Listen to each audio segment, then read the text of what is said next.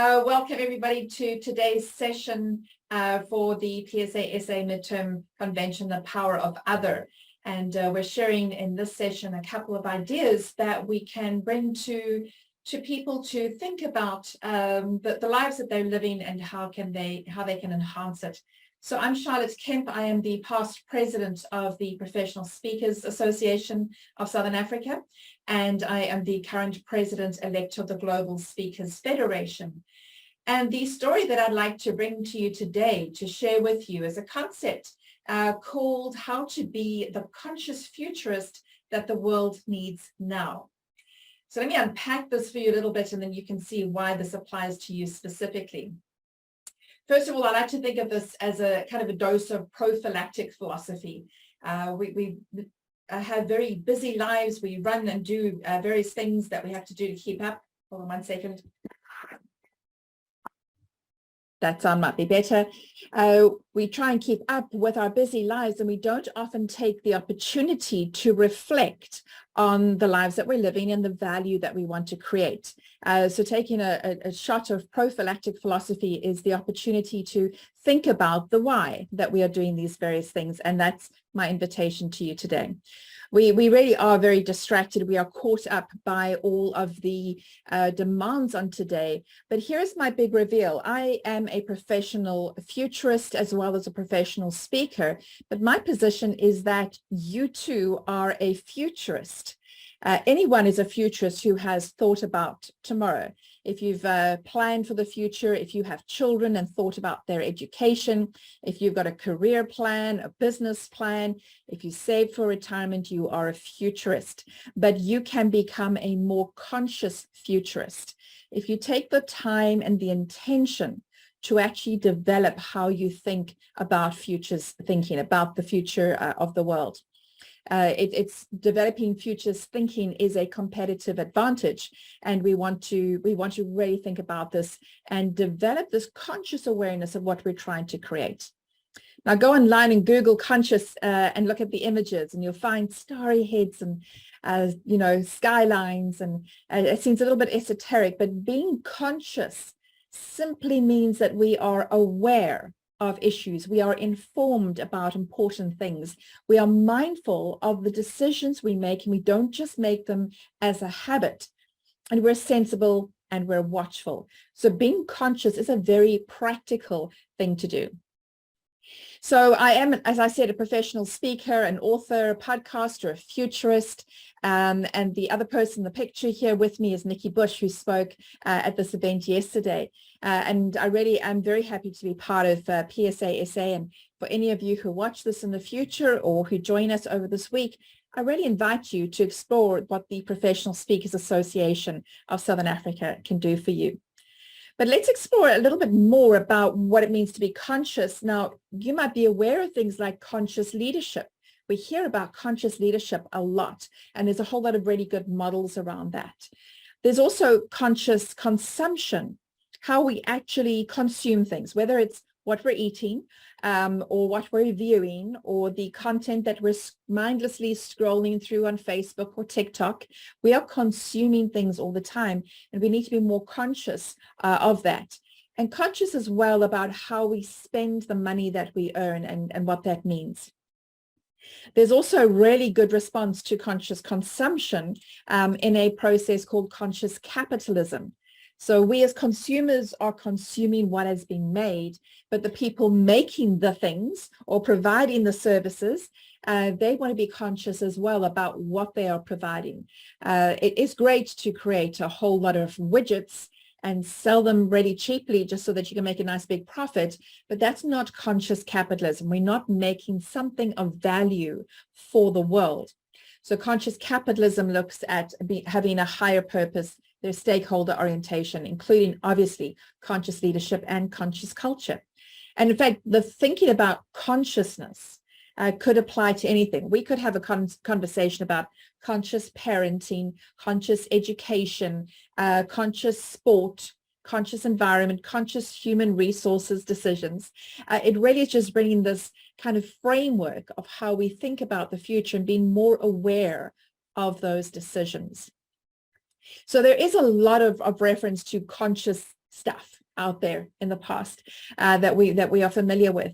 But now I want to unpack what it means to you to be a conscious futurist. And I know this is a little bit of a leap for most people, because most people would not think of themselves as being futurists. But I want you to really put yourself in that role right now. And whatever team you are working with, whether it is your family, even if it's just yourself and your career, but yourself, your family, the team that you're working with, maybe it's a volunteer team that you kind of volunteer your time and your effort to. Maybe it is something that you're doing in business. Maybe you have your own business. Maybe you're a coach or a consultant or a speaker, and you're speaking to clients and to audiences. And in all of those ways, obviously, we're being conscious leaders, because we want to bring that kind of thinking into the work that we're doing. But you're also casting visions for those people about what their future could be like if they dealt with these things. So it doesn't matter what your topic is, what the service is that you're providing, you are helping people to live a more conscious life into the future. So you're a conscious futurist. But what does that mean for the people that you're dealing with? So here is a spiral kind of concept that I've introduced to people. And the idea of this conscious futurist spiral is that it's not the kind of step spiral model, step model that we've looked at. For example, Maslow's hierarchy of needs. You kind of go up those stages. And once you've achieved a second stage, once you've finally got to that level, you're at a plateau, and you've got to get all your effort to get up to the next step. With a spiral, we are constantly moving up or down. And as I kind of unpack what these kind of spiral levels are for you, I want you to think about where you are right now and where you might have been in the future, in the past, or where you would like to be in the future. Because it's a spiral, it means that we can slip down. If things happen in your personal life, bad health, family dramas, something going on at work, we can slip down that spiral. And it can be very frustrating, because we remember when we could do these things and now we can't. But we still have time to recover. It is okay to slip down, because that is the kind of ebb and flow of life. We have these cycles of, winter, spring, summer, autumn, winter, and we go around and around, and whatever cycle we're on, there is the opposite side of the cycle. We will recover at some stage. So if you slip down, give yourself, the space to just be where you are, and then remember where you were or what you want to achieve, and find ways to move up that spiral, and then have the same graciousness to deal with other people in your life, other people at work, who might have slipped down temporarily from that, in that spiral. What we don't want is just to stay at the bottom. So what are these layers? The very bottom layer is survival. It's right down at the bottom. And this looks like a very negative thing. Like, none of us want to just be in survival. But many of us are from time to time, especially if you're dealing with things like ill health. If there's a drama, you slide all the way down to survival, and you go, will I survive this? Is this the end? And what will this mean for my family? When COVID hit and there were stay-home orders and lockdown orders around the world, we all went into survival moment, even if it was only temporarily, if we had enough resources. But all of us were going, we're at home, our family's at home, we're safe, there's food in the kitchen, there's money in the bank, we're okay until, next week, and then we'll see what happens. But we had to kind of really survive that period of time. And that happens so much. If you're trying to deal with somebody who's in survival mode, there's very little that you can do to get them to think about the future, or to think about change, or to develop new competencies in their life, because all they're trying to do is hold on. And if we don't recognize that, then it's a problem. We don't want to stay in survival. We want to move up. So the next level up is being responsible. And responsible, as these kind of layers go up, we kind of extend two things. We extend our circle of concern, and we extend our time frame.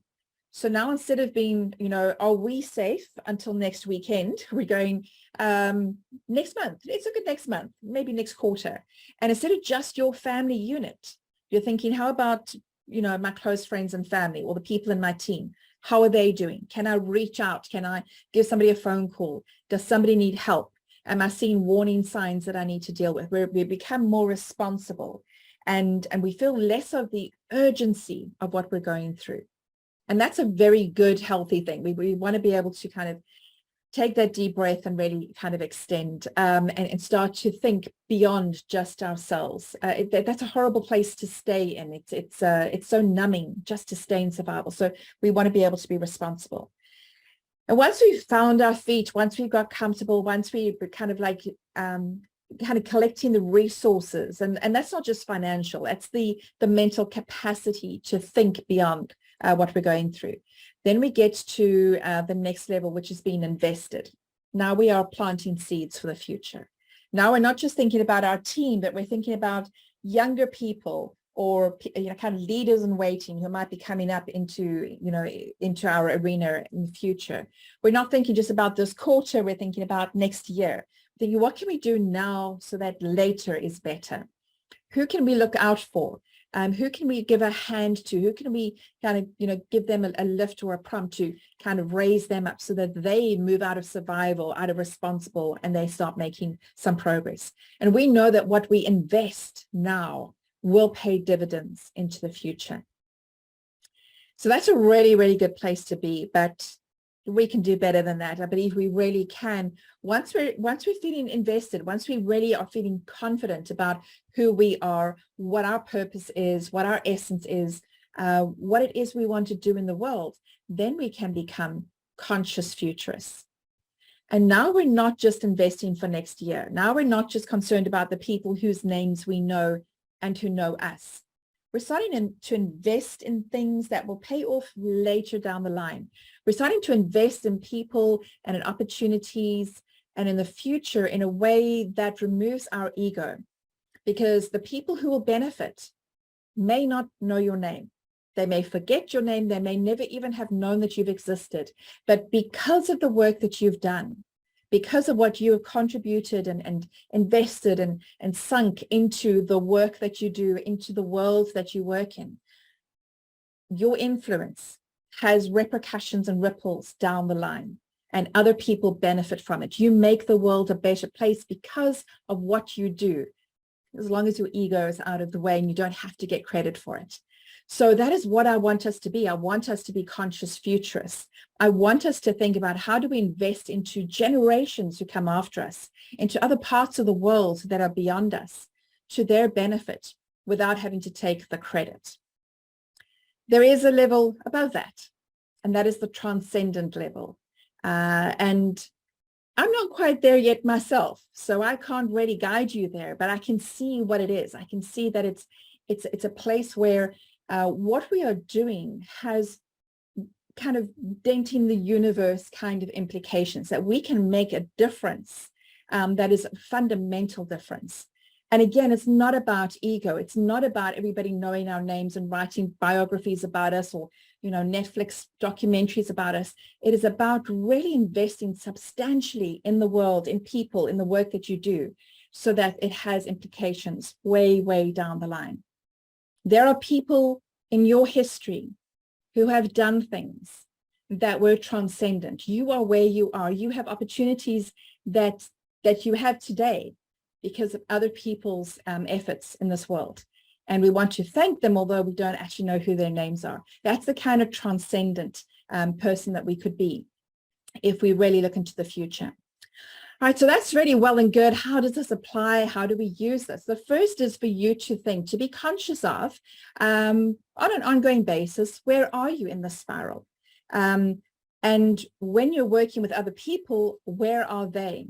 Because if you are at a conscious level and you're wanting to do things and cast big visions and talk about new scenarios about the future, and you're dealing with somebody who's just got out of survival into responsible, they're just catching their breath. They're just trying to get settled. And what you're proposing, because you're at a different level from them, it's not that it's a better level, it's just different.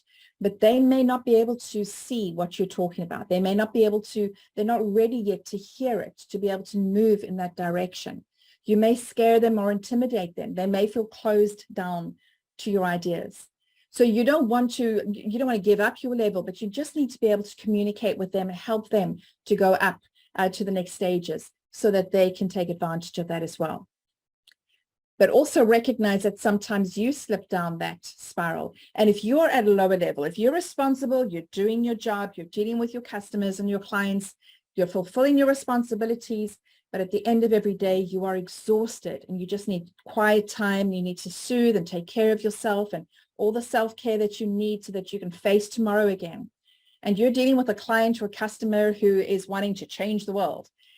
You're not going to be able to meet their needs. You're not going to be able to match what they want. And you need to be able to recognize that and make relevant decisions, whatever those decisions are. But if you don't recognize that, then you're going to think, well, this customer's been unrealistic. There's no rapport between us. And there might have been good rapport, but you're just not quite at the same level at the moment. So just being aware of that, recognizing that is the first thing to really help us to understand those different layers. What these different layers indicate for us, especially when we're kind of at the lower levels, is that we have these habits, conventions, programs, assumptions, algorithms, patterns in our brain and in our thinking that run what we do. And we are not aware of them until we become conscious of them. So right now, I've just told you, so now you're conscious of it. So now your job is to unpack them for yourself. What are the habits that I have that mean that I can't go any further? What are the algorithms that are embedded in my psyche? I'm not even talking about technology, but in my psyche, that means that I always behave this way. I always overreact this way. I always get uptight about this thing. That triggers me. You need to understand that so that you can develop past them. If you can't, you're always going to be stuck at lower levels. No matter how ambitious you are, you cannot actually become invested and conscious and transcendent if you are defined by these habits. So become aware of them and play around with them. And if you think they don't apply to you, just think about the stuff we have, the unnecessary things that we consume and gather. Think about the kind of habits and the workplace environment that we have, the expectations of what work looks like, the conventions of work that define how we express the genius that we have for other people. You need to be able to define that and clarify that. Think about what you consume, all the medication, whether it's a medication to up or down or control or navigate or give you energy or anything like that. We're consuming things all the time, whether it's medication, whether it's health stuff, or whether it is just like, really good sweets and cakes at conferences. We're consuming things the whole time, and very often we're not conscious of what we're consuming or what the implication is for the rest of our life, how it is we're going to actually be able to come across to other people, to be able to deal with other people because of all the things that we have put into ourselves, into our bodies, into our mind, and into our lives that are holding us back from what we should be doing. So that's what we need to become conscious of. All right, so how to develop, just beyond just being kind of conscious of these things, there's a few things just to kind of trigger your thinking. Explore outside your circle. If you are in a circle of friends and they all agree with you, you think you're right, you don't know what is going on in the world, and you're not being challenged in terms of your thinking. So explore outside of your circle, outside of your bubble, outside of the algorithm, and find out what else is out there. Play with opposite ideas. If you are firm in your belief that this is the right way, know that there is half a world that disagrees with you. So just go and find out what their thoughts are. Why do they think something totally opposite to me? Challenge your mind to be allowed to actually think about somebody thinks differently from me and they're not necessarily wrong. Clearly define your values. Really understand what it is that you value, what you believe your purpose is, because it just defines and aligns so much else in your life, which is really, really powerful. And then get comfortable with the passage of time. Because wherever you are in that spiral, you've been somewhere else before. If you're down, you'll go up. If you're up, you will go down. Give yourself the grace to actually experience life and the passage of life and what that means to you. So I'm very open at any time to having conversations with people about these ideas. So feel free to contact me by email or off my website and just express to me where you are. on that consciousness spiral? Does it make sense to you? How do you think about the future? I love to have these engagements because as a futurist, I know that we co-create the future. And if we're not talking to each other, then we're not understanding what it is that we want as a better future in the future. So please do reach out to me. And in the meantime, just be very aware of where you are on that conscious futurist spiral.